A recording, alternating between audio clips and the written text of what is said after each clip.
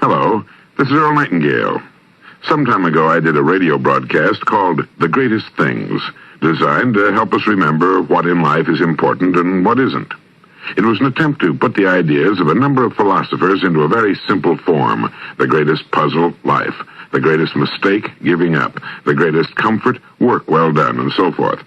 As a radio program, it was a success. Thousands of people wrote in for printed copies of the script. But afterward, as I often do, I wished I'd mentioned one more thing.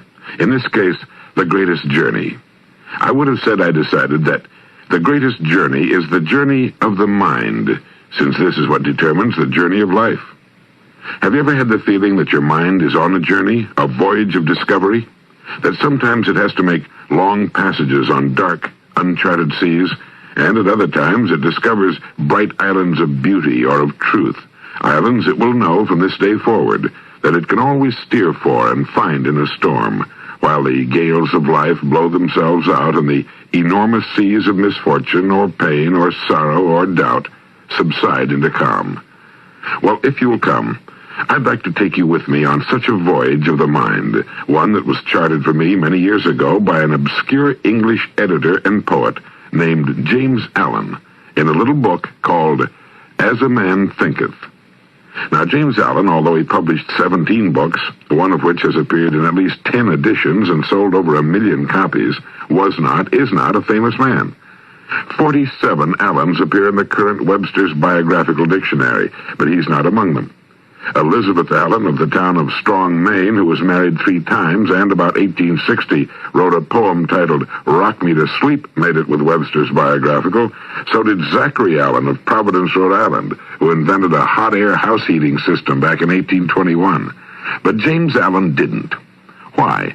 Well, your guess is as good as mine. It may be because James Allen was a so-called Victorian Englishman, lumped in with a group who, because of the writings of certain historians, are more or less generally regarded as complacent, self-satisfied products of a comfortable age which produced fat bellies with heads to match. I've never felt that way about the late Victorians. There's too much evidence that they were anything but complacent. I think they considered themselves running scared, just as we often do. They didn't have an H-bomb, but they did have a population explosion and a rush to the cities.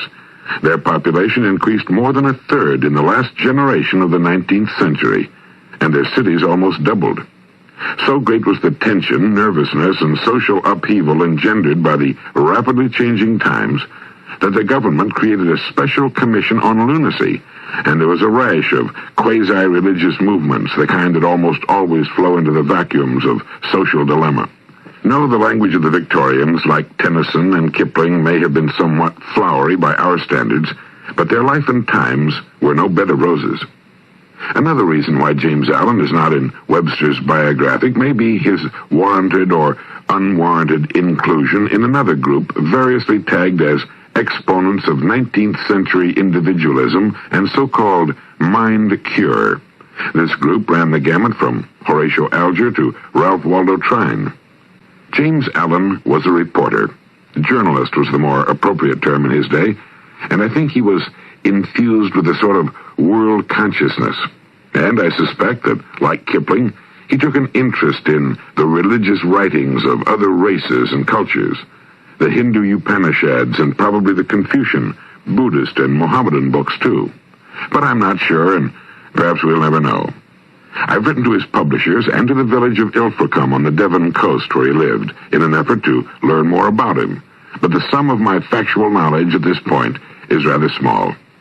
He was born in 1864 and died in 1912, a true late Victorian. He was a reporter and, in later life, the editor of a magazine called The Epoch.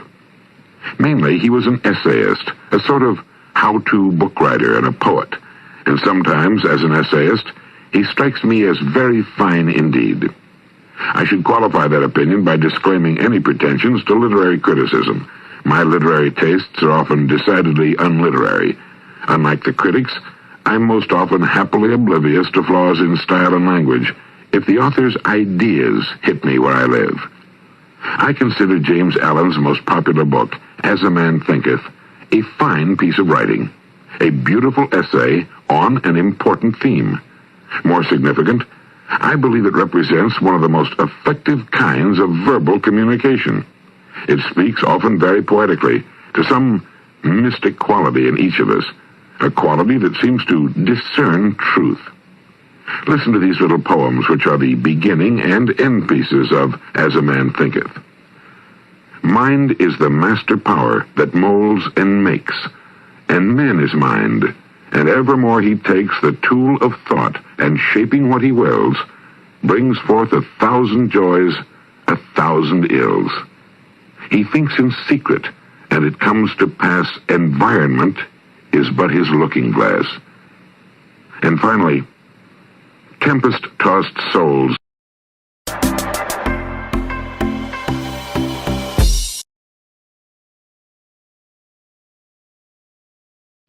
wherever you may be, under whatsoever conditions you may live, know this.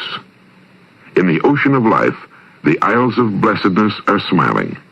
The sunny shore of your ideal awaits your coming. Keep your hand firmly on the helm of thought. In the bark of your soul reclines the commanding master. He does but sleep. Wake him. Self-control is strength. Thought is mastery. Calmness is power. Say unto your heart, peace, be still. Now you may say, that's all very well. I appreciate poetry and I believe in truth. But is it relevant? The truths I'm interested in are those that speak to my personal situation, or at least to the times in which I live. What in the world has an obscure 19th century philosopher got to do with me in the last half of the 20th century? Well, consider this. Some of our important contemporary philosophers tell us that man today is entering a new era, one they call the Age of Unity. They say that now, for the first time, the barriers between thought and actuality are beginning to disappear. For the past 2,000 or 3,000 years, great philosophers and teachers have been showing their fellow humans how life on this small planet Earth could be improved. But during most of this period, man's control of his environment has been very limited. Today, this is no longer true. If man thinks he might like to unmake the atom, he does. If he thinks of living in the depths of the oceans, going to the moon, or voyaging in outer space, he does. The problem, then, is no longer what man can do. It becomes what man can think. The words you will hear as you listen to these cassettes are essentially those of James Allen's As a Man Thinketh. Thought and character. The aphorism, As a man thinketh in his heart, so is he, not only embraces the whole of a man's being, but is so comprehensive as to reach out to every condition and circumstance of his life. A man is literally what he thinks, his character being the complete sum of all his thoughts. As the plant springs from and could not be without the seed, so the acts of a man spring from the hidden seeds of thought, and could not have appeared without them. This applies to those acts called spontaneous and unpremeditated, as well as to those which are deliberately executed. Act is the blossom of thought, and joy and suffering are its fruits. Thus does a man garner in the sweet and bitter fruitage of his own husbandry. Thought in the mind hath made us. What we are by thought was wrought and built. If a man's mind hath evil thoughts, pain comes on him as comes the wheel the ox behind. If man endures in purity of thought, joy follows him as his own shadow, sure. Man grows by law, not by artifice, and cause and effect are as absolute and undeviating in the hidden realm of thought as in the world of visible and material things. A noble character is not a thing of favor or chance, but is the natural result of continued effort and thought, the effect of long-cherished association with high ideals. An ignoble and bestial character, by the same process, is the result of the continued harboring of groveling thoughts. Man is made or unmade by himself. In the armory of thought he forges the weapons by which he destroys himself. He also fashions the tools with which he builds for himself heavenly mansions of joy and strength and peace. By the right choice and true application of thought, man ascends toward divine perfection. By the abuse and wrong application of thought, he descends below the level of the beast. Between these two extremes are all the grades of character, and man is their maker and master. Of all the beautiful truths pertaining to the soul which have been restored and brought to light, none is more gladdening or fruitful of divine promise and confidence than this, that man is the master of thought, the molder of character, and the maker and shaper of condition, environment, and destiny. As a being of power, intelligence, and love, and the lord of his own thoughts, man holds the key to every situation, and contains within himself that transforming and regenerative agency by which he may make himself what he wills. Man is always the master, even in his weakest and most abandoned state.